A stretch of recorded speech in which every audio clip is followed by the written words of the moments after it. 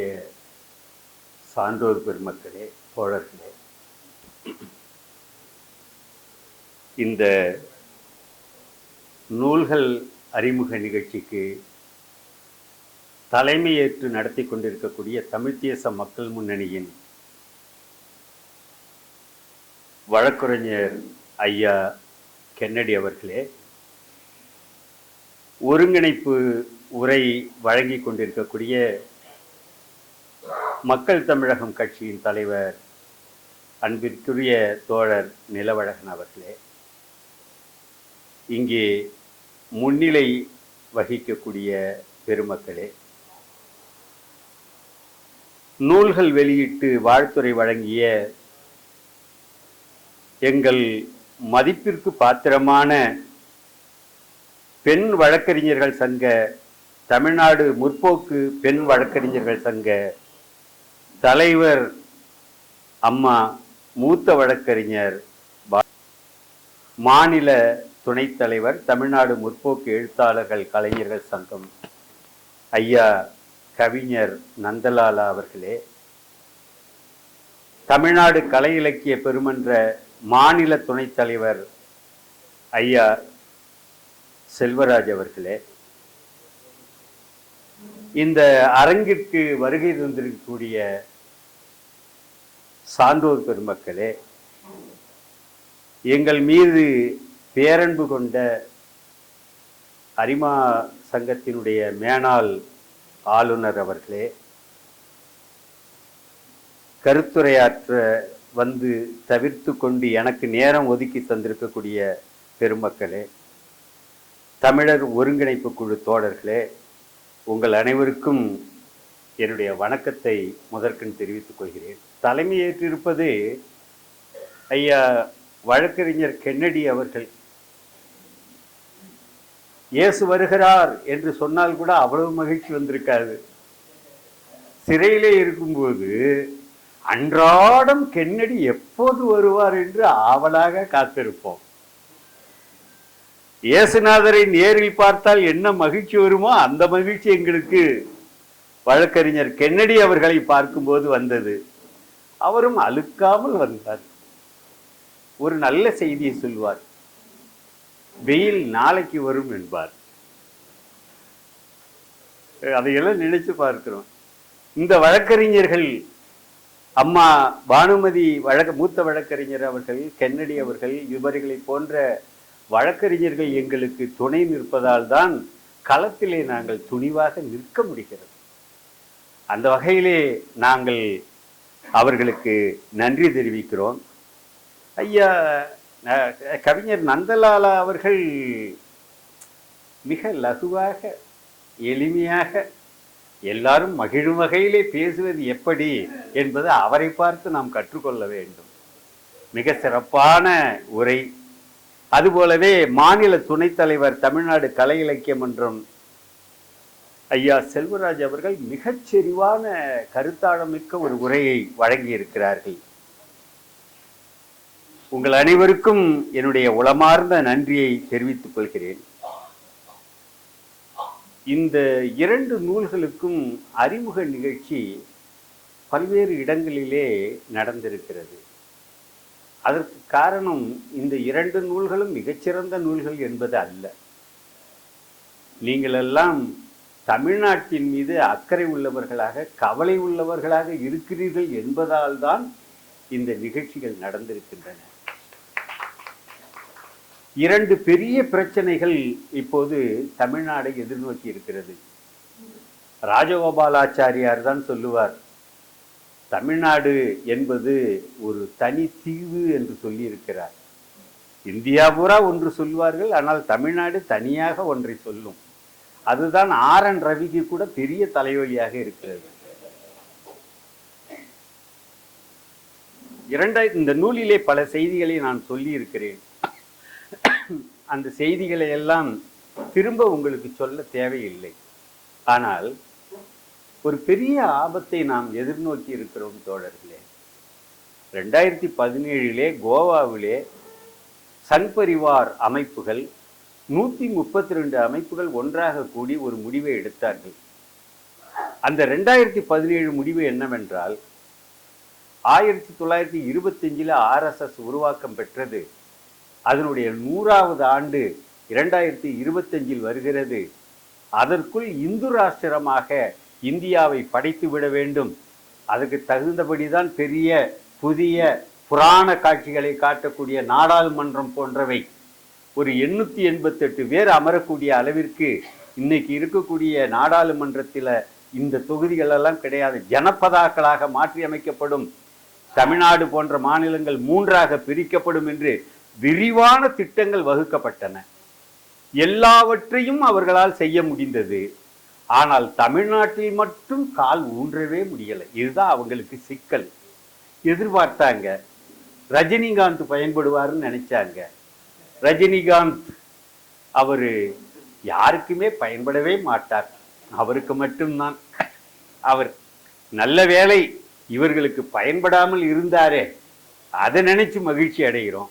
ஆனால் அவர்களை RSS காரர்களை சாதாரணமாக நினைத்து விடாதீர்கள். எப்படி ஒரு ஒரு மாநிலத்துக்கும் தனி விங் போட்டு வேலை செய்கிறார்கள். இப்ப தமிழ்நாடுனா அதுக்கு தனி பிரிவு, ஆழ்ந்து ஆலோசிக்கிறார்கள்.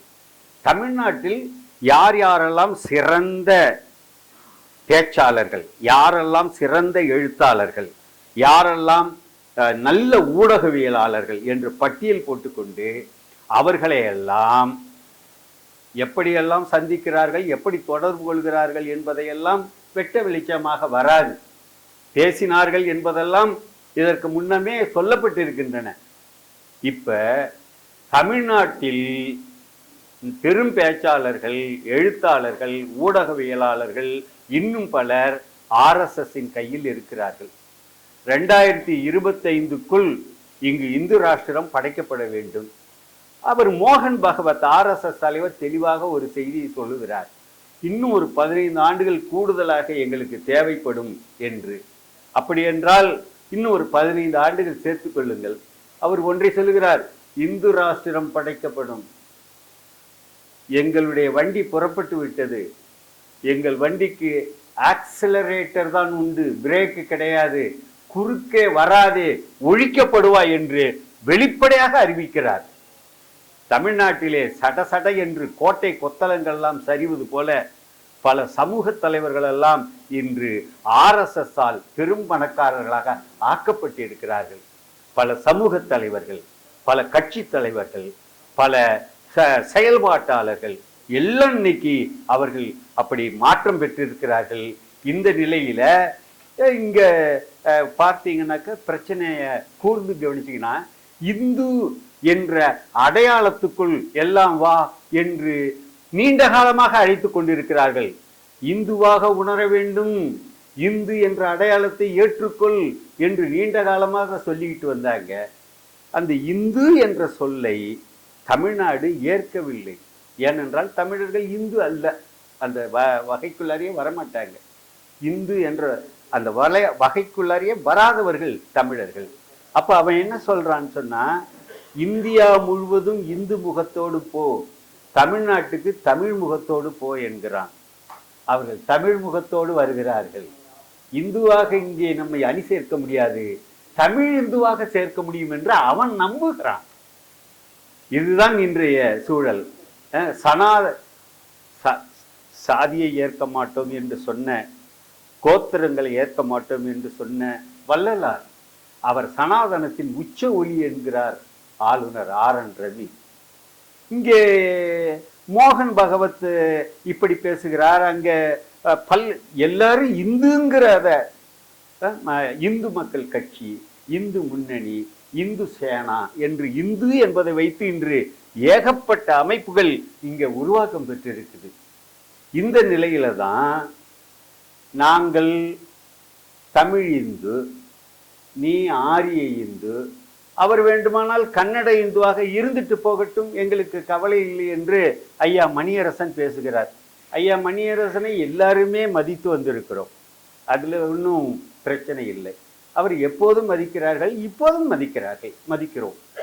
ஆனால் அவருடைய கோட்பாடு என்பது இந்த தமிழ் நாட்டையே, இந்த தமிழர்களை ஒழித்து விடக்கூடிய ஒன்று, இந்து என்ற வலயத்துக்குள் நம்மை ஓட்டி கொண்டு செல்லக்கூடிய ஒரு ஆபத்தான காரியத்தை அவர் செய்து கொண்டிருக்கிறார் என்பதால் தான் ஆழ்ந்த கவலை அடைந்து இன்று அதை நாங்கள் ஏற்க மாட்டோம், இது மிக தவறானது என்பதை சுட்டி காட்டுவதற்காக இது போன்ற கூட்டங்கள் நடத்தப்படுகின்றன.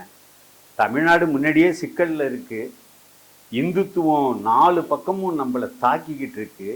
கொந்தளிக்கிற கடல்ல கப்பல், தமிழ்நாடுங்கிற கப்பல் மிதந்து சமாளிச்சு போய்கிட்டு இருக்கும்போது நடு கப்பல்ல உட்காந்துக்கிட்டு ஒரு கிழவனார் பொத்த போட ஆரம்பிக்கிறாரு. எல்லாரும் ஒடியாந்து ஐயோ என்ன இப்படி பண்றீங்களா, இல்ல ஏறி ஏறி எச்சி துப்ப முடியல, பொத்த போட்டா இப்படியே துப்பிக்குவேன்ல. அவர் வசதியாது பொத்த, எல்லாரும் ஒடியாந்து அவர் கைய பிடிக்கிறாங்க. அப்ப அவருக்கு நாம செய்யற காரியம் ரொம்ப மகத்தான பெரிய காரியமா இருக்குமோ, இவ்வளவு பேரு கவலைப்பட்டு வந்து கேட்கிறாங்களே. அது அவ்வளவு, ஐயா மணியரசன் அப்படிதான் சொல்றாரு, இவ்வளவு பேர் பேசுகிறார்கள், கூட்டம் போடுகிறார்கள் என்றால் நம்முடைய கருத்து எவ்வளவு முக்கியமானதாக இருக்க முடியும் அப்படின்னு அவர் சொல்றாரு. முக்கியமானது அல்ல ஐயா, ரொம்ப மோசமானது. அதனாலதான் இவ்வளவு பேரு அதனால நீங்க இந்தியாங்கிறது, இன்னைக்கு இந்தியாங்கிறது பல்வேறு மொழி இனங்கள் வாழும் நிலப்பரப்பா இருக்கு இல்லையா. தமிழர்கள், அதாவது மொழிவாரி மாநிலங்கள். இந்து ராஷ்டிரத்தில் இப்படி இருக்க முடியாது, மொழிவாரி மாநிலம் கிடையாது. ஆனா இந்துக்கள் இருப்பார்கள், ஆனா அவங்களுக்கு அந்த மொழியால் தான் அடையாளப்படுத்த முடியும். அப்ப தமிழ் இந்து, கன்னட இந்து, மலையாள இந்து, மராட்டி இந்து என்று இந்துக்கள் கூட மொழி அடிப்படையில் தான் எதிர்காலத்தில் அமைவார்கள் என்ற ஒரு ஒரு விஷயத்தை நாம மறக்க கூடாது. நான் ஒரு 2 விஷயங்களை மட்டும் உங்களுக்கு நான் நினைவூட்டிட்டு நான் போறேன். இதுலங்க ஐயா மணியரசன் எப்படி பேசுறாருங்கிறது, அது ஒரு அவருடைய உரைகளை எல்லாம் கூட நீங்க கேட்டீங்கன்னாக்கா அதை ரொம்ப ஆழ்ந்து பரிசீலிக்க வேண்டியதும் பதில் சொல்ல வேண்டியதும் இருக்கிறதுல. அவர் சொல்றாரு, நான் தமிழ் இந்துன்னு பேர் வைக்கிறேன், ஏன்னா இந்துங்கிற சொல்லு சிந்துவிலேருந்து வந்தது. சிந்து என்பது தமிழ் சொல், சிந்துக்கு பின்னாடி தமிழ் தான் இருக்கு, அதுல பேர் வைக்கிறதுல என்ன பிரச்சனை? அப்புறம் அவர் சொல்றாரு, இது நீங்க ரொம்ப கூர்ந்து கவனிச்சுக்கிட்டு வாங்க. அதாவது ஒருவருடைய சொல்லை எதிர்கொள்வதுங்கிறது மிக எளிதானதாக இருக்காது. நீங்க மறுக்கிறதுக்கு வாய்ப்பில்லாத அளவு அப்படிதான் தேர்ந்தெடுக்கிறான் எதிரி எப்பயுமே. அப்ப என்ன சொல்றாரு, இந்துங்கிறது எல்லா மதத்திற்கும் கொடுத்த பொது சொல், ஆங்கிலேயர்கள் கொடுத்தார்கள். அது ஒன்றும் ஆரிய வர்ணாசிரம வார்த்தை இல்லை, வேத இதிகாசத்திலிருந்து எடுக்கப்படவில்லை. ஆங்கிலேயன் கொடுத்த ஜனநாயகமான சொல். சாமி கும்பிடலாம், கும்பிடாம இருக்கலாம், கோயிலுக்கு போகலாம், போகாம இருக்கலாம், சடங்கு செய்யலாம், செய்யாம இருக்கலாம், ஆனாலும் நீங்க இந்து. எவ்வளவு ஜனநாயகமான மதம் பார்த்தீர்களா அப்படின்னு ஐயா மணியரசன் சொல்றார்.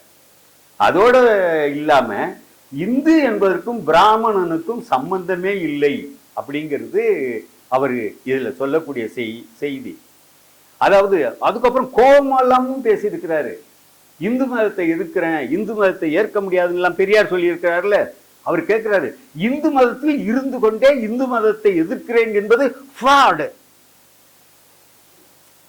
நேர்மையாக இருங்க. அதிரடியாக அவர் எச்சரிக்கை கொடுக்கிறார். அது மட்டும் இல்லாம சாதி ஒழிப்பு தான் முதல் வேலை என்றார் பெரியார். 67 இருந்து திராவிட பொற்காலம் தானே இங்க நடக்குது, ஒழிச்சிட்டீங்களா? வெக்கம் வேண்டாம். எவ்வளவு அதாவது ஸ்ட்ராங் வேர்ட்ஸ்ன்னு சொல்லுவாங்கல்ல, கடுமையான சொற்களை அவர் பயன்படுத்துறத பார்க்கணும். பெரியாரு எளியவனுக்கும் புரிகிற மாதிரி பல விஷயத்த சொல்லி இருக்கிறாரு. இந்த சூத்திர பட்டத்தை ஒழிக்கணும், பஞ்சம பட்டத்தை ஒழிக்கணும், சாதியை ஒழிக்கணும். சாவறதுக்கு முன்னாடி ஐயோ இந்த சூத்திர பட்டத்தை ஒழிக்காம உங்களை நான் விட்டுட்டு போறேனே, இதான் பெரியாருடைய கடைசி. இது அந்த பெரியார் சொல்றாரு, இவரு கேட்கிற கேள்வி மிக தவறானது. வேற யாராவது கேட்கலாம், அவர் கேட்கக்கூடாது. ஏன்னா அவர் விவரம் தெரிஞ்சவரு, படிக்கிறவரு. பெரியார் சொல்றாரு, சாதி ஒழிக்கணும். சாதிய ஒழிப்பு என்பது எப்படின்னா, வழுக்கு பாறையில் தலைகீழாக ஏறுவதை விட கடினமானது. உதாரணம் நல்லா இருக்குல்ல? வழுக்கு பாறையில் தலைகீழாக ஏறுவதை விட கடினமானது. அந்த சாதியை ஒழிப்பதற்கு அந்த அதிகாரம் இந்த அரசிடம் இல்லை, தமிழ்நாடு கிட்ட. அந்த அதிகாரம் அவனிடம் இருக்கிறது, டெல்லிக்காரன்ட்ட. ஆகவே நாம் தமிழ்நாட்டை தனியாக பிரித்தால்தான் இந்த சாதியை, சூத்திர பட்டத்தை ஒழிக்க முடியும். இப்படிதான் அவர் இந்த தனிநாடு கோரிக்கைக்கு வர்றாரு. ஐயா மணியரசன் கேட்கிறாரு, 67ல இருந்து 1967ல இருந்து உங்க திராவிட பொற்காலம் தானே நடக்குது, ஒழிச்சிட்டீங்களா அப்படின்னு சொல்லி அவர் கேட்கிறாரு. என்னங்க 10 மசோதா இன்னும் கையெழுத்து போடலன்னா ஆர்.என். ரவி வீட்டுக்கு தேடிக்கிட்டே அலைகிறாங்க ஒரு கையெழுத்துக்கு. தமிழ்நாடுன்னா என்ன, தமிழ்நாட்டுக்கு இருக்கிற அதிகாரம் என்ன? கிள்ளி போட்ட அதிகாரம் தானுங்க தமிழ்நாட்டுக்கு. இந்த சில பேர் பிச்சை போடுவாங்க ஐயா, ரொம்ப யோசிச்சு சரின்னு ஒரு ஒரு ஒரு ஒரு 2 50 காசை தூக்கி போட்டுருவான். உடனே மறுபரிசீலனை செஞ்சு ஒரு 50 காசை எடுத்துக்குவான். அது மாதிரி முன்னமே அரசியல் சட்டத்துல கொஞ்சம் அதிகாரம், சொற்ப அதிகாரம் தான் கொடுத்துருக்குறாங்க. அதுவுமே அதாவது இது ஒற்றையாட்சி, கூட்டாட்சி மாதிரி தோன்றுகிற ஒற்றையாட்சி. இதுல quasi federal state, unitary state தான், அதிகாரம் கிடையாது. அதுலயே போட்ட காசுல ஒரு காசை எடுத்துக்கிட்டாங்க. 1976ல 5 அதிகாரத்தை மத்திய அரசு எடுத்துக்கிட்டு முக்கிய நேஷனல் இம்பார்ட்டன்ஸ் கருதிட்டா எந்த அதிகாரத்தை வேணாலும் எடுப்போம் அப்படின்னு அரசியல் சட்டத்துல இருக்கு. பரிதாபத்துல இருக்கிறாங்க. ஏதோ எல்லாரும் அமைச்சர் பதவிக்கு போகணும், முன்னாடி ஒரு 4 காரு, பின்னாடி ஒரு 10 காரு, ஒரு 50 கட்சிக்காரன் காரு, எல்லாம் அப்படி தட்டப்புட்டலா. அது ஒரு நல்ல அந்தஸ்தா இருக்கு. அதே மாதிரி ஊழல்கள் செய்தல், பணம் பார்க்கறதுங்கிறது அது அரசியல்ங்கிறதுல சர்வசாதாரணமா இருக்கு. அவங்க யாரை பார்த்து பொறாமப்படுவாங்கன்னா 7.5 லட்சம் கோடி ஊழல் பண்ண மோடியை பார்த்து இல்ல பொறாமப்படுவாங்க. அவங்களோட ஒப்பிட்டு பார்த்தாக்கா அது பலாப்பழம் பெருசுனாக்கா இவங்க ஊழல்லாம் நெல்லிக்காய் பெருசு தானே. அதுதான் நடந்துகிட்டு இருக்கு. ஊழலையோ அல்லது தப்புகளையோ மறுக்கல. ஆனா மாநிலத்துக்குன்னு ஒரு அதிகாரம் இருக்கும்போது இவ்வளவுதான் இந்த அதிகாரம். இந்த அதிகாரத்தை வச்சுக்கிட்டு சாதியை ஒழிக்க முடியாது. வேற என்ன செய்யலாம்? சாதிகளுக்கு கொஞ்சம் அந்த இடஒதுக்கீடு பண்ணி கொடுக்கலாம். எல்லா வீட்டு பிள்ளைக்கும் சோறு போடலாம். வாடி போயிருக்க இந்த மூஞ்சி, ஏன்னா காலமுறையே சாப்பிடாம பள்ளிக்கூடம் வர்ற பிள்ளைங்க அப்படின்னு காலமுறை சாப்பாடு போடலாம். அதுக்கப்புறம் என்ன அரசு பள்ளியில பிடிக்கிறியா, ஐயோ பாவமே உனக்கு ஒரு 7.5% உள்ஒதுக்கீடு பண்ணியிருக்கிறேன் என்று சொல்லலாம். இவ்வளவுதான் பண்ணலாம், இத மாதிரி பண்ணிக்கலாம். ஆனா ஒழிக்கிறதுங்கிறதுக்கு அதுக்கு தனிநாடு வாங்கணும். அப்படி இல்ல எல்லா மாநிலங்களும் முடிவெடுத்து மத்திய அரசை அமுக்கி பிடிச்சி எல்லாத்தையும் பங்கு வச்சு மாநிலங்கள் அன்னைக்கு எல்லாம் தேசிய இன குடியரசுகளுக்கு பங்கு வச்சுட்டு, நீ உன் பேரு மையத்தில் இருக்கக்கூடிய ஏஜென்சி சென்டர் மத்திய அரசு, உனக்கு எங்க எல்லாத்துக்குமான பொதுவான சில வேலையை நீ செஞ்சு கிழிச்சா போதும், பாக்கியெல்லாம் நாங்களே பார்த்துக்குவோம் என்று இவர்கள் ஒரு முடிவெடுக்கிற நாள் அது வரும். இல்ல ஒரு நாளைக்கு தனிநாடாதான் போகணும்னு கூட. ஐயா ஒரு விஷயம் தெரிஞ்சுக்கோங்க, ராஜராஜ சோழன் ஆளும்போது சோழ சாம்ராஜ்யம் இது பர்மனண்டா 1000 ஆண்டு இருக்கும்னு நினைச்சான். இல்ல, விஜயநகர பேரரசு என்று வந்த உடனே நினைச்சான் விஜயநகர பேரரசு ஆக நம்மளுடைய நம்ம ரத்தகஜ துரக பதவதிகள் நம்ம படை நினைச்சான். காணாம போயிட்டு ஆங்கிலேயர்கள் நினைச்சான் எங்கள் சாம்ராஜ்யத்தில் சூரியன் அஸ்தமனம் ஆவதே இல்லைன்னா அஸ்தமனம் ஆட்சி எல்லாம் நடந்தது.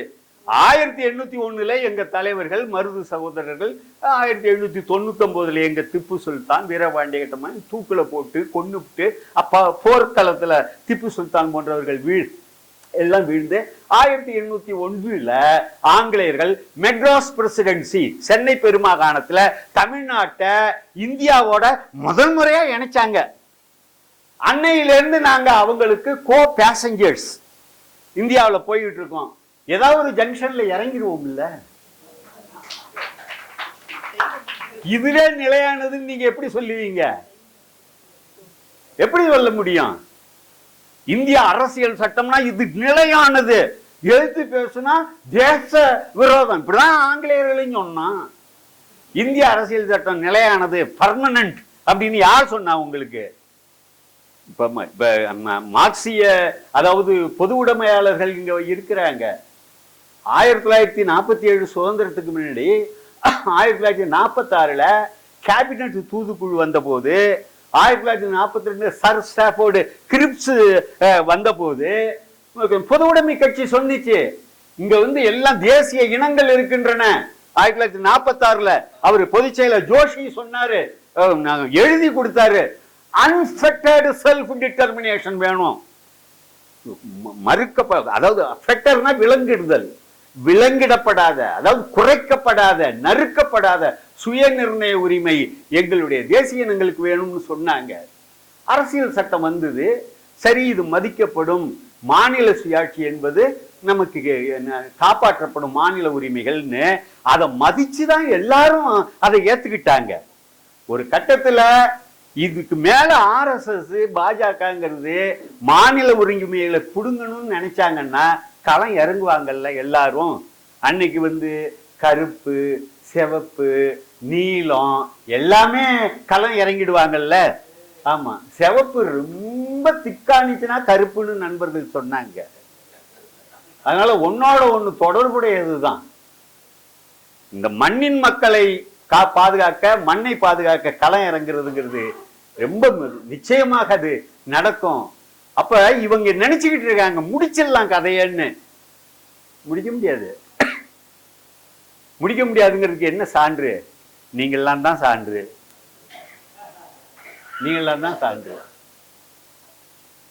அப்படியெல்லாம் ஒன்றும் தமிழ்நாட்டெல்லாம் புரட்டி தள்ளிட முடியாது. ஒரு ரெண்டு முக்கியமான செய்தி உங்களுக்கு. ஐயா மணியரசன் என்ன சொல்றாங்கன்னா, சிந்து என்ற சொல்லிலிருந்து இந்து வந்தது, அது தமிழ் சொல். இந்துவில் தமிழர்களின் சிந்து ஆறுதான் மறைந்திருக்கிறது, அசல் தமிழ் பெயர். அவர் சொன்னது இதுல சின்னதா சொல்லியிருக்கேன். எனக்கு இந்த 160 பக்கத்தை தாண்டிடக்கூடாதுங்கிறதுல பல விஷயங்களை நிறைய சமையல் பண்ணியிருப்போம். ஆனா இலை சின்னதா இருக்குன்னு வைக்காமலே பரிமாறாம இருப்போம்ல, அது மாதிரி உண்டு. அது அடுத்த தடவை சேர்க்க வேண்டியது. அதாவது சொல்லியிருக்கான அந்த செய்தி கொஞ்சமா. சிந்துங்கிறது சமஸ்கிருத சொல், அது தமிழ் சொல். ஆகவே நான் இந்துங்கிற சொல்ல பயன்படுத்துறேன்னு சொல்றாருல, அங்கேயே அடிபட்டு போச்சு. அது சமஸ்கிருத சொல். அப்ப இந்த சமஸ்கிருத சொல்னா எப்படி சொல்றீங்க? எந்த தமிழ் இலக்கியத்திலையும் சிந்துங்கிற வார்த்தை கிடையாது. ரிக்வேதத்துல முதல் மண்டலத்துல, அப்பதானே அவங்க 1200 கிமு அல்லது 1500 கிமுக்கு இடைப்பட்ட காலத்துல வரும்போது அவங்க பாடி வந்த அந்த பாடல்கள்ல முதல் மண்டலத்துல 35வது பிரிவுல 8வது பாடலா இருக்கு. என்ன இருக்குன்னா, சப்த சிந்தாவா என்ற வார்த்தையை பயன்படுத்துறான். இல்ல வேண்டாங்க ஐயா, சப்த சிந்தாவான்னா 7 நதிகள்னு அர்த்தம். சிந்துங்கிறது என்னன்னா ஆறு, ஏரி, குளம், கடல் எல்லாத்துக்குமான பொது சொல் சமஸ்கிருதத்துல. சப்த சிந்தாவா. பஞ்சாப்னா 5 ஆறு, அவன் 7 ஆறுன்னு அவன் பேசுறான். உங்களுக்கு சந்தேகமா இருந்தா அவரு சயின்ஸுக்கு, எனக்கு வேண்டாங்க ஐயா, அது சும்மா. ரொம்ப நன்றி.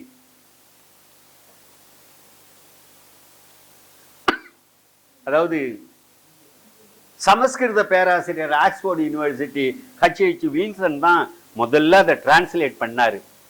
அவருடைய டிரான்ஸ்லேஷனை வேணா எடுத்து நீங்க பார்க்கலாம். அதுல சிந்துவெளி நாகரிகங்கிறது தமிழ் நாகரிகம். அது அந்த கிமு 3300 1900 வீழ்ச்சி அடைஞ்சிட்டு. ஏன் சிந்துவெளி நாகரிகம் வீழ்ந்துச்சுன்னா 900 வருஷம் நீரற்று போயிருந்துதான் அந்த பகுதி. ஆகவே அந்த பகுதியே அந்த நாகரிகமே வீழ்ச்சி அடைந்தது. அதன் பிறகு ஆரியர்கள் வர்றாங்க. சிந்துவெளி நாகரிகம் தமிழ் நாகரிகம். ஆனா சிந்துவெளி மக்கள் அந்த ஆத்தை என்ன பேர்ல அழைச்சாங்கன்னு யாருக்கும் தெரியாது. நான் சொல்றது புரியுதா? இவன் தான் பேரை தூக்கிக்கிட்டு வந்தான், சிந்துனா ஆறு என்பதை. இங்க இந்த 1922 சிந்துவெளி நாகரிகம் கண்டுபிடிக்கப்பட்டது.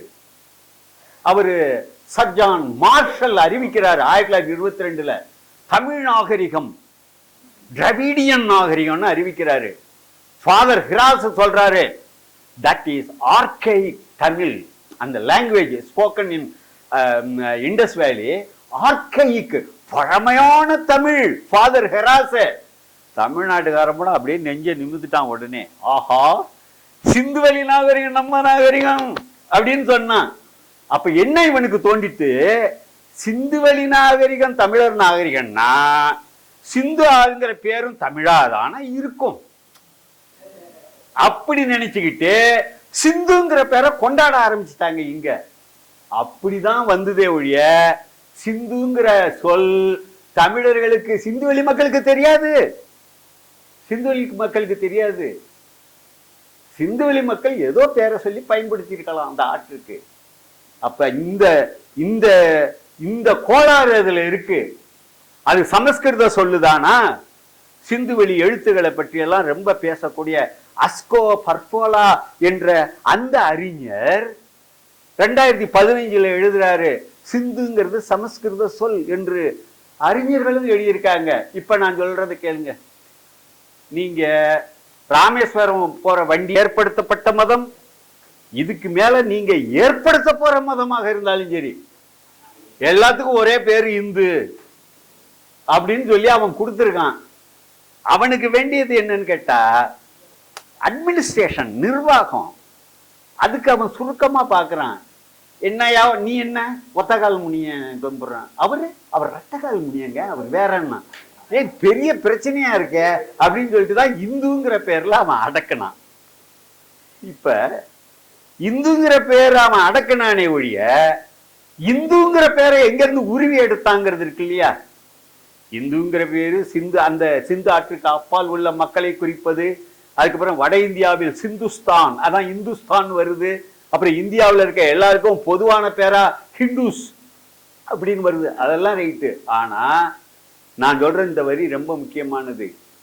ஆங்கிலேயர்கள் இங்க இருக்கிற எல்லா மதத்துக்கும் ஹிந்துன்னு பேர் கொடுப்பதற்கு முன்னரேயே அது ஒரு சமயம் சார்ந்த வைதீக சமயத்தை குறிப்பிடும் சொல்லாக இருந்தது. அந்த சொல்லு அவரு மணியரசன் ஐயா கூட சொல்றாரு, காஞ்சி சங்கராச்சாரியே சொல்றாரு, எல்லாம் இந்த இந்துன்னு சொல்லி எல்லா மதத்தைக்கும் பொதுவா பேர் கொடுத்தானோ இல்லையோ நாம பொழைச்சோன்னு சங்கராச்சாரியாரே சொல்றாரு. இதுக்கு அர்த்தம் என்னன்னு கேட்டா அது அவர் சரக்கு இல்ல, அதாவது அந்த இந்துங்கிறது அவங்க சரக்கு இல்லையாம் என்று காட்டுகிறது. அங்கதான் தப்பு. அது வரைக்கும் அவங்கள மட்டுமே குறிப்பிட்டுக்கிட்டு இருந்த அந்த இந்துங்கிற சொல்ல எல்லாத்துக்கும் சேர்த்து கொடுத்த உடனே மகிழ்ந்து போறாரு சங்கராச்சாரியார். சான்று காட்ட முடியுமா? இதான் கேள்வி. நான் எப்ப பார்த்தாலும் ஒரு கத்த பேப்பரை தூக்கிக்கிட்டு வருவேன். பேப்பர் எதுக்கு தேவைப்படுதுன்னாக்கா சான்று காட்டுறதுக்கு தான் தேவைப்படும், அதுக்காக தான் தேவைப்படும். இப்ப யுவான் சுவாங் 7ஆம் நூற்றாண்டுல வரார், கிபி. இங்க கூட வந்தார் இல்லையா, பல்லவ சாம்ராஜ்யத்துக்கு வந்தார். அந்த யுவான் சுவாங் அவர் எழுதிய அந்த ரெக்கார்ட்ஸ், அது record of the western regions அப்படின்னு பப்ளிஷ் ஆயிருக்கு. அத அரவிந்த் சர்மா ஒரு புக்கு எழுதுறார் 2002 on Hindu, Hindustan, Hinduism and Hindutva. அந்த புத்தகம் பேர். அவர் அதுல சொல்லும்போது ஹிந்து என்பதை ஒரு மதமாக யுவான் சுவாங் குறித்திருக்கிறார் என்று அவர் குறிப்பிடுறார். சரி, இது ஒரு குறிப்பு தானா? அடுத்த கட்டத்துக்கு வந்துடலாம். 11ஆம் நூற்றாண்டுல, அதாவது 1192ல பிருத்திவிராஜன் கதை எல்லாருக்கும் தெரியுமில்ல. பிருத்திவிராஜன், ராணி சம்யுக்தா, அவங்க முகமது கோரி கூட சண்டை நடக்குது இல்லையா? அதை பற்றி ஒரு இலக்கியவாதி புத்தகம் எழுதுறான்.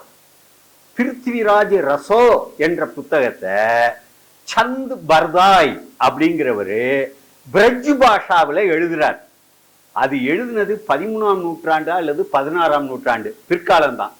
ஆனா ஆங்கிலேயர்கள் வர்றதுக்கு முன்னாடி அதுல என்ன வருதுன்னா, ஆங்கிலத்தில் சொல்லிடுற அந்த வரிய, both the religions have drawn their swords, curved swords அப்படின்னு சொல்லி, இரண்டு மதத்துக்காரர்களும் வளைந்த தங்கள் உரைவாட்களை அவங்க உருவினார்கள் அப்படின்னு வருது.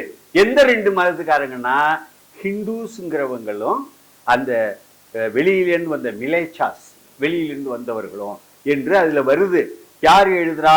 லாரன்சன் என்ற ஒரு ஆய்வாளர். அவர் புத்தகம் ஹூ இன்வென்டட் ஹிந்துயிசம், 2006, யோடா பிரஸ். அது ஒரு மதத்தை குறிக்கும் சொல்லாக இருந்தது என்பதை மறுபடியும் ஆய்வாளர்கள் குறிப்பிடுறாங்க. 13ஆம் நூற்றாண்டுல கபீர்தாசரு, குருநானக்கு, சாது தயால் எல்லாம் எழுதுறாங்க. அவங்க காலம் இஸ்லாமியர்களும் வந்துட்ட காலம். அவங்க தர்மம் துறக்க தர்மாவான். துறக்கனாக்கா துருக்கியர்கள். அவங்க இது துறக்க தர்மா, இது ஹிந்து தர்மா என்று அந்த ஹிந்து வே ஆஃப் லைஃப், அந்த ஸ்ட்ரக்சர் யாரு? அந்த பிராமண, கத்திரிய, வைசிய, சூத்ர, இந்த வாழ்வியல் இருக்கே, அதுதான் தர்மாங்கிறது. அப்ப அவங்களது துறக்க தர்மா, இது ஹிந்து தர்மான்னு சொல்லி 13ஆம் நூற்றாண்டுல ரெக்கார்ட் ஆயிருக்குது. உங்க எல்லாருக்கும் தெரியும், 1336ல விஜயநகர பேரரசு உருவாக்கம் பெற்றது. இந்த தெலுங்கு, கன்னட பகுதிகளை உள்ளடக்கி சிருங்கேரி மடத்தினுடைய 12வது சங்கராச்சாரியார் வித்யாரண்யர், அவர் தான் விஜயநகர சாம்ராஜ்யத்தை உருவாக்குறாரு. யாரு? 2 பிராமண பையனுவன், ஹரிஹரா, புக்கா. பிராமணியத்தை பாதுகாப்பதற்காகவே உருவாக்குறாங்க அந்த சாம்ராஜ்யத்தை. அதுல அந்த அந்த முத்திரை, அரச முத்திரை இருக்குல்ல, அதுல என்ன வருதுன்னா, ஹிந்து ராய சூரத்ரானா என்ற பட்ட பெயர் வருது. ஹிந்து என்று வைதீகத்தை குறிக்கும் சொல்லாக அப்ப பயன்பட்டு வந்திருக்கிறது. இதே சொல் 1344ல ஹம்பி கல்வெட்டுல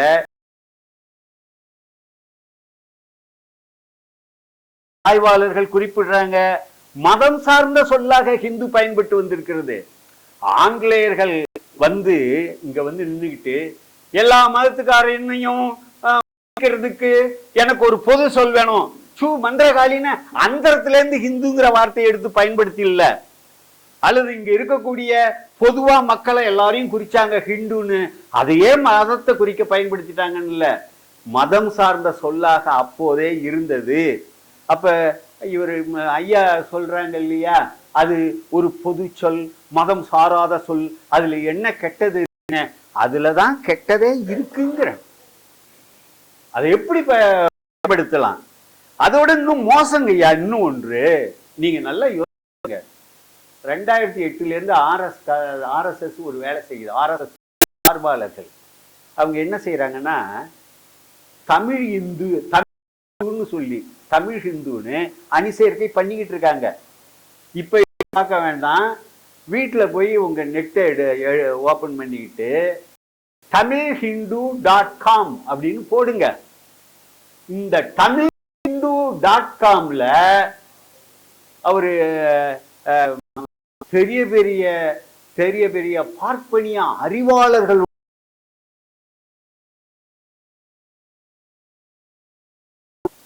ரிக்வேதத்துல சொன்னதுதான் சொல்லியிருக்கிறாரு. திருவள்ளுவர் என்ன சொல்லியிருக்கிறாருன்னா, வேதங்கள்ல சொன்னதான் சொல்லியிருக்குன்னு நியாயப்படுத்தி tamilhindu.com அவங்க எல்லாம் தமிழ் ஹிந்துன்னு அடையாளப்படுத்துறாங்க. மணியரசன் தமிழ் இந்துன்னு அடையாளப்படுத்துறார். Note the point. அதுதான் நான் மதுரையில் சொல்லும்போது கூட சொன்னேன். 23ஆம் புலிகேசின்னு ஒரு படம். 23ஆம் புலிகேசியில மக்களை நல்லா எங்க பண்றது இருக்குல்ல, ஜாதி நீ ஏன் அங்கங்க அடிச்சுக்கிட்டு கிட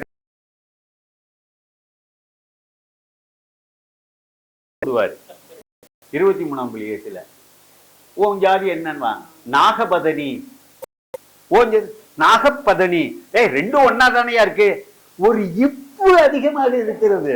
அத நாகபதனிக்கும் நாகப்பதனிக்கும் வந்து சண்டை நடக்கும், ரெண்டும் வெவ்வேறவான். அவரு சச்சின் டெண்டுல்கர் மாதிரி அதே மாதிரியே அவரு சச்சிதானந்தம் அல்லையில் 6 தடவை போட்டு வெற்றி வகையை சூடுவார். அதுல வரும் நண்பர்களே, நாகபதனிக்கும் நாகப்பதனிக்கும் என்ன வேறுபாடோ அதுதான் தமிழ் ஹிந்துவுக்கும் உள்ள வேறுபாடு. அவர் அதுங்கட்டியுமே எடுத்து வருதான்னு பார்த்தா வரும். அப்ப நான் சொல்றது புரியுதா? நாம அறியாமல் இந்த நாட்டுல என்னமோ நடந்துகிட்டு இருக்குங்கிற இந்த ஒரு வரிய புரிஞ்சுக்கிட்டா போதும். நம்ம இந்த நாட்டுல என்னமோ நடந்துகிட்டு இருக்கு, அது நாம அறியாததாக இருக்கிறது அப்படிங்கறத அவசியம் நம்ம புரிஞ்சுக்கணும். திரும்ப திரும்ப அதுல ஒரு கேள்வி வைப்பாரு, நீங்க ஏன் மதத்தை விட்டு வெளியேறல? இந்து மதத்தை விட்டு வெளியேற வேண்டியது தானே அப்படின்னு சொல்லி. இந்து மதத்தை விட்டு யாரும் வெளியேற முடியாது. இந்து மதத்தை விட்டு வெளியேறணும்னு சொன்னா முஸ்லிம் ஆகணும், கிறிஸ்தவன் ஆகணும், பார்சி ஆகணும், அல்லது யூத மதத்தை சேரணும். இது 4ம் இல்லைன்னா இந்து தான் நீ. நான் இதுல எழுதியிருக்கும் போது என்ன, இந்துன்னு இல்ல சந்துன்னு நீங்க ஒரு மதத்தை உண்டாக்குனாலும் அவனும் இந்து தான். இது ஒரு அநியாயமான மதம், சர்வாதிகாரம் இல்லையா? இந்த சர்வாதிகாரத்திலிருந்து தப்பிக்க வழி இருக்குதா? வழி இல்லை. அப்ப நாம அதுக்கு உள்ளறையே இருந்து போராடுவதை தவிர வேற வழி இல்லை. பெரியார்ட்ட ஒரு நேர்மை இருந்தது. அந்த நேர்மை என்னன்னா, வடலூருக்கு போனப்ப புலால் உண்ணுகிறவர்கள் உள்ள வரக்கூடாதுன்னு வெளியிலே நின்றுகிட்டாரு. ஐயோ நம்ம புலால் சாப்பிட்றோம், உள்ள போகக்கூடாது, நேர்மை குறைவுன்னு. அந்த தன்மை வேணும் இல்லையா? இப்ப ஐயா வந்து பொது உடைமைவாதியா இருந்தாரு, புரட்சி எல்லாம் பேசினாரு. அதுக்கப்புறம் சட்டையை கட்டிட்டு திருச்செந்தூர் வாசல்ல பட்டை போட்டுக்கிட்டு ஒரு பெரிய சேஞ்சுன்னு வச்சுக்கோங்க, மிகப்பெரிய மாற்றம். அது நம்ம குறைவா சொல்லல, மாற்றம் ஒன்றுதானே மாறாதது. ஆமா,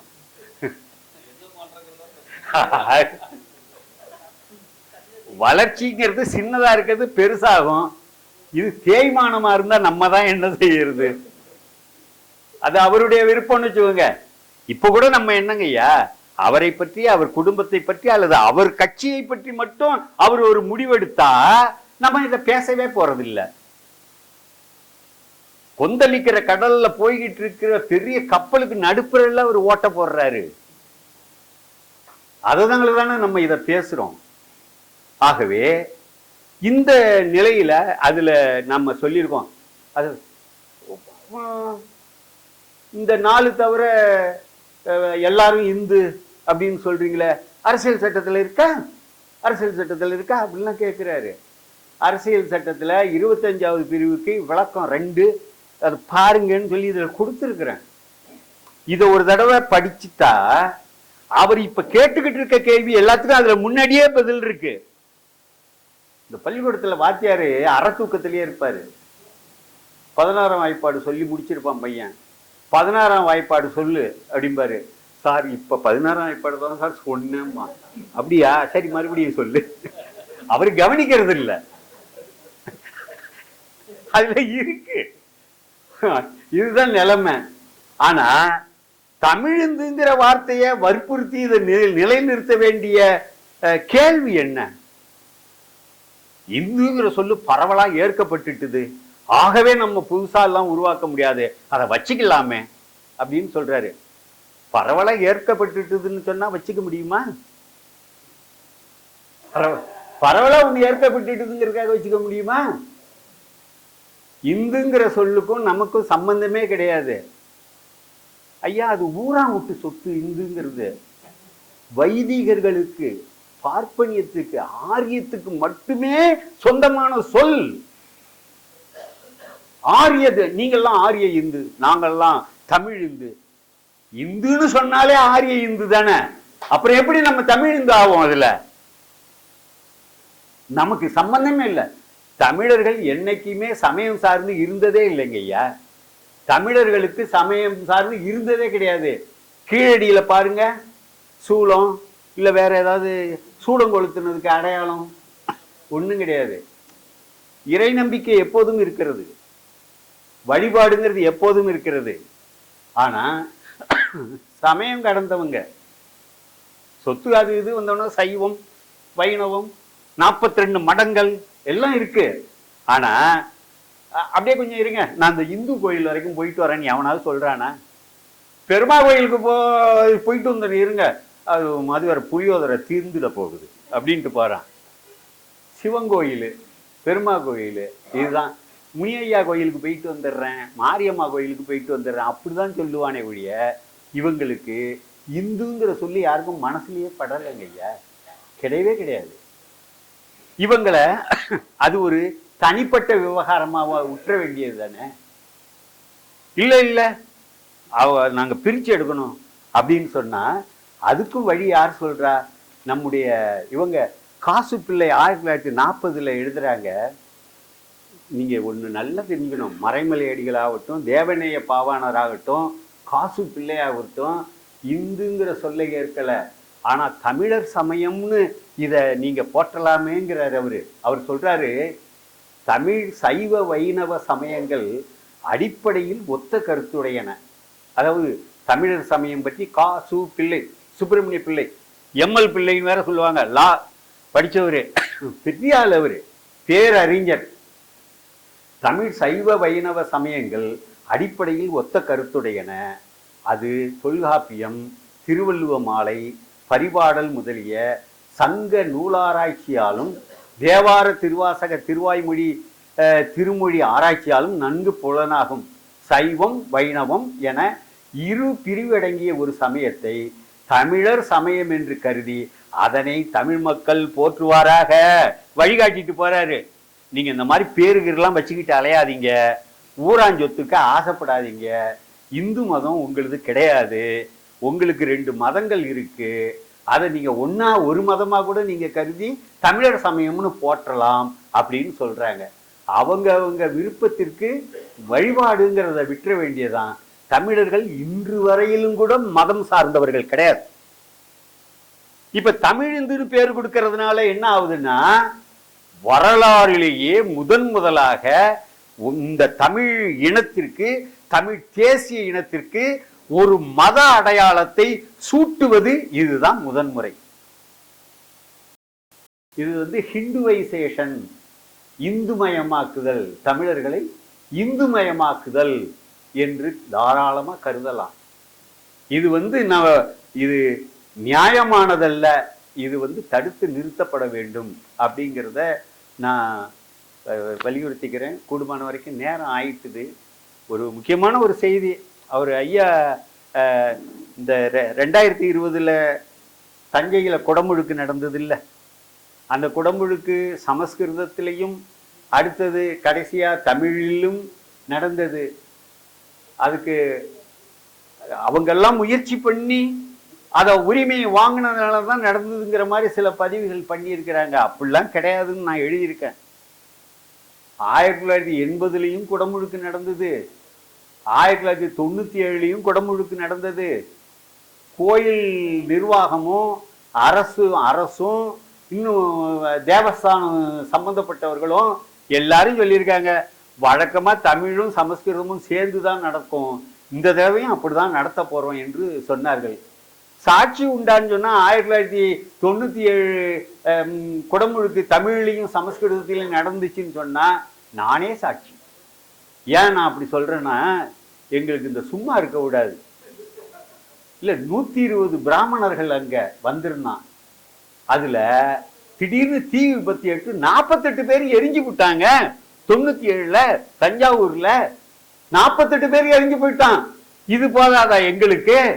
நாங்க இன்னைக்கு அந்த நண்பர்லாம் இறந்துட்டாரு, உடனே துண்டறிக்க போட ஆரம்பிச்சோம். அப்ப என்ன பேச ஆரம்பிச்சோம்?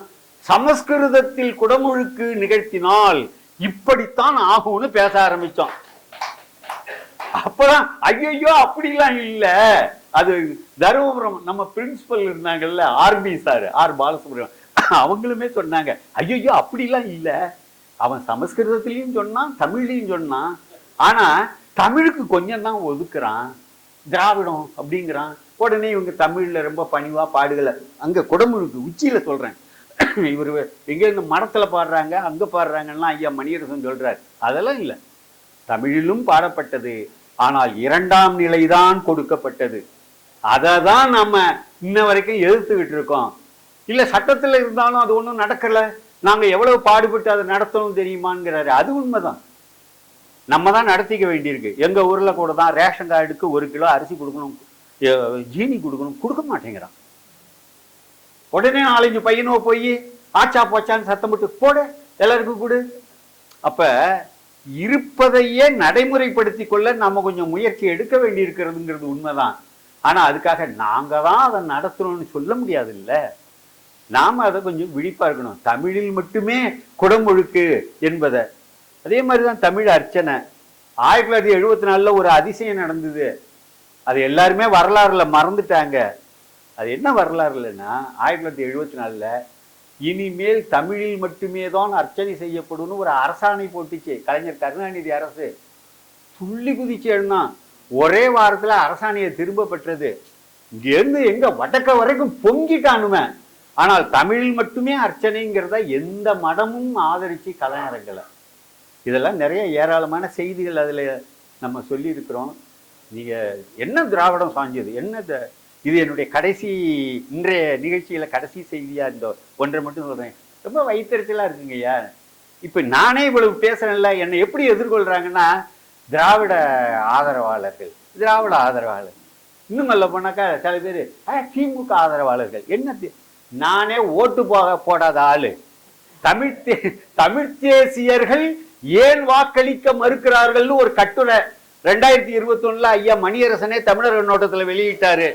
நான் தமிழ் தேசத்தினுடைய இறையாண்மை மீட்பு அரசியல்ல ஆர்வம் கண்டவன். ஒரு மாநில உரிமைங்கிறது வேற, ஒரு தேசிய இனத்தின் உரிமைங்கிறது வேற. மாநில உரிமைங்கிறது நிதி நிர்வாக அதிகாரங்களோட முடிஞ்சுக்கும். ஆனா இது அப்படி இல்லை. ஒரு தேசம், தமிழ் தேசம்ங்கிறது இறையாண்மை கோரும், தன்னுரிமை கோரும், சரியா வரலன்னா தனிநாடு கோரும். இதுவும் அதுவும் ஒன்று அல்ல. அந்த வேறுபாடை நாம இதுல தெரிஞ்சு வச்சுக்கணும். இந்த செய்திகள் நம்ம எல்லாம் ரொம்ப பரிதாபமா இருக்கு. பெரியாரை திட்டலாங்க, அதுக்கு ஒரு நியாயம் வேணும் இல்ல. பெரியாரை திட்டலாம் இல்ல, அது ஒரு நியாயம் இருக்குல்ல. சாவுங்காட்டியும் தமிழ்நாடு வாங்காம விட்டுட்டு போயிட்டார எங்களுக்கு, அப்படி திட்டினா பரவாயில்ல, அது எனக்கு புரியுது, அது எனக்கு புரியுது. கண்ணா பின்னான்னு திட்டினாக்கா மணியரசன் ஐயா கேட்கிறாரு, அவர் கேட்கிறாரு தமிழ்நாடு திராவிட நாடு, ரெண்டையும் பேசுறீங்க, ரெண்டும் ஏன், அதுல என்ன பிரச்சனை? தமிழ்நாடு ஒரு தேசம்னே வச்சுக்கோங்க, தமிழ்நாடு அது தமிழ்நாடு சோசலிச நாடு. தமிழ்நாடு எப்படி வேணாலும் எடுக்கலாம்ல, முதலாளித்துவ நாடு அமெரிக்கா மாதிரி. தமிழ்நாடு ஜனநாயக நாடு அப்படியும் வரலாம்ல. தமிழ்நாடு திராவிட நாடு, அங்கதான் என்னங்க திராவிட நாடுன்னா பார்ப்பனியம் இல்லாத நாடுன்னு அர்த்தம். வேற என்ன அர்த்தம்? தமிழ்நாடே தனி நாடானாலும் அது திராவிட நாடா பிறக்கணும்னு என்ன சொன்னாங்கன்னா, அந்த சுதந்திரமான தேசம் ஆனால் பார்ப்பனியம் இல்லாததாக. அப்ப திராவிடம்ங்கிற ஒரு கருத்தியல் இருக்கு இல்லையா, அது என்ன சொல்லுது? திராவிடம் ஒரு சொல்லல, ஆரிய மறுப்பு, வேத மறுப்பு, இதிகாச மறுப்பு, கடவுள் மறுப்பு, இங்க சாதி மறுப்பு, வர்ணாசிரம மறுப்பு, ஏற்றத்தாழ்வு, பெண்ணடிமைத்தன மறுப்பு, எல்லாத்தையும் ஒன்னா சேர்த்து ஆரியத்தினுடைய அரசியல் வடிவமான இந்திய தேசிய மறுப்பு, கடைசியா எல்லாத்தையும் சேர்த்து ஒற்றை சொல் திராவிடம். அந்த கருத்தியல் தானேங்க எனக்கு, அந்த கருத்தியல்ல உடன்பாடு. திராவிடங்கிற இது வார்த்தை பிடிக்கலையா, பிடிக்கல, கடாரம்னு வைங்க, எக்ஸ்ன்னு வைங்க, ஒய்ன்னு வைங்க, இல்ல இசட்டுன்னு வைங்க, என்ன பேர் வேணாலும் வைங்க. அவர் திராவிடங்கிறதுல இதை தான் மீன் பண்றாரு. என் பகுதி சென்னை மாகாணம் இது விடுதலை அடையணுங்கிறாரு. அண்ணா தான் இந்த 4 மொழிக்காரனும் 4 நாடுகளும் ஒரு கூட்டமைப்பா சேரலான்னு அண்ணா யோசிக்கிறார். பெரியார் இதான் சொன்னார். 1956 நவம்பர் 1 தமிழ்நாடு எல்லாம் மாநில மொழிவாரு. 4ஆம் தேதி 3 நாள் கழிச்சு உடனே கூட்டாரு, தமிழ்நாடு தமிழருக்கு இனிமேலுக்கு திராவிடம் சொல்ல வேண்டாம், சாவர வரைக்கும் அதுல. ஒரு வயசான மனிதன் இவ்வளவு பாடாப்படுத்து நிலை நிறுத்தி இருக்கிறாரு. இவர் இன்னைக்கு கேட்க, ஏன் நான் படிக்கிற இந்த புத்தகங்களா அவர் தான் படிச்சா என்ன மோசமா போச்சு? எப்ப பார்த்தாலும் பகவத்கீதையே படிச்சுக்கிட்டு இருந்தா சரியாயிடுமா? இல்ல, நீங்க நல்லா நினைச்சு பாருங்க. நியாயமா? தேவாரம், திருவாசகம் அதெல்லாம் தான் படிக்கணும். அவங்கதான் தமிழ் இந்து. பகவத்கீதை படிச்சா ஆரிய இந்து. சுப்பிரமணிய சாமி மாதிரி கச்சிராஜாவே என்னங்க சொல்றாரு, அவர் ஆரிய இந்து. நான் எடுத்து பேசுற கருத்தெல்லாம் எல்லாம் மணியரசன் தான் எடுக்கிறேங்கிறாரு அவரு. ஆரிய இந்து. இப்ப அண்ணங்காரன் பகவத்கீதையில நம்பிக்கை வைக்கிறான், தம்பிக்காரன் தேவாரத்துல நம்பிக்கை வைக்கிறான். இப்ப அவரு ஆரிய இந்து, இவர் திராவிட இந்தா, தமிழ் இந்தா? திடீர்னு சொல்லி அவன் ஆரிய இந்துக்காரன் இல்ல, எனக்கு தெளிவு இப்பதான் வந்தது, இன்னையிலேருந்து நான் தேவாரத்தை தூக்கி பிடிக்க போறேன், வாங்க வாங்க நீங்க தமிழ் இந்து போடுறேன். அண்ணங்காரன் ஆரிய இந்து. இப்ப ஒரு தலைவர், அவர் போற்றுகிற ஒரு தலைவர், அரசியல் கட்சி தலைவர், அவர் என்ன சொன்னாரு? முதல்ல முருகன் முப்பாட்டன்னாரு, அப்புறம் கிருஷ்ணன் பாட்டன்னாரு. இப்ப அதுக்கு அடுத்தது ஏன் ராமர் உனக்கு மட்டும் தான் தெய்வமா, ஏன் எனக்கு இல்லையாங்கிறாரு. இவருக்கு ஆரிய இந்துவா திராவிட இந்துவா? இல்ல நீங்க சொல்லுங்க, இல்ல நீங்க நல்லா சொல்லுங்க. ராமனை ஏற்றுக்கொள்கிறாயா இல்லையா, அப்பதான் நீ இந்தியன் அப்படின்னு சொல்லி அத்வானி காலத்துல இருந்து சொல்லிக்கிட்டு இருந்தாங்கல்ல. இன்னைக்கு அது வருது இல்ல களத்துக்கு, இன்னைக்கு அது வருது இல்ல.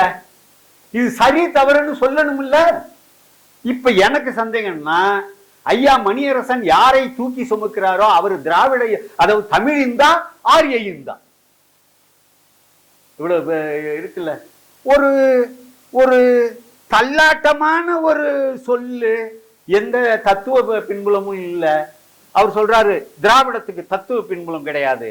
என்ன இருக்குன்னு ஒண்ணு தெரிஞ்சு வச்சுக்கோங்க எல்லாருமே மனசுல. திராவிடம்ங்கிற சொல்லு தமிழைத்தான் குறித்தது, தமிழை மட்டுமே குறித்தது, தமிழைத்தான் குறித்தது. இவனுக்கு இந்த பொடி பையன்களுக்கு, இந்த சின்ன பிள்ளைகளுக்கு எல்லாம் சொல்லி கொடுத்துருக்காங்க, திராவிடம்னா தெலுங்கு நிரூபிக்க முடியுமா, திராவிடம்னா தெலுங்குன்னு நிரூபிக்க முடியுமா? திராவிடம் என்பது தமிழைத்தான் குறித்தது. அது இந்த சாதம் சோறுன்னு இருக்குல்ல, நல்லா பெரிய மனுஷன் வேணா சாதம்பாங்க, ஏழை எளியவர்கள் சோறும்பாங்க.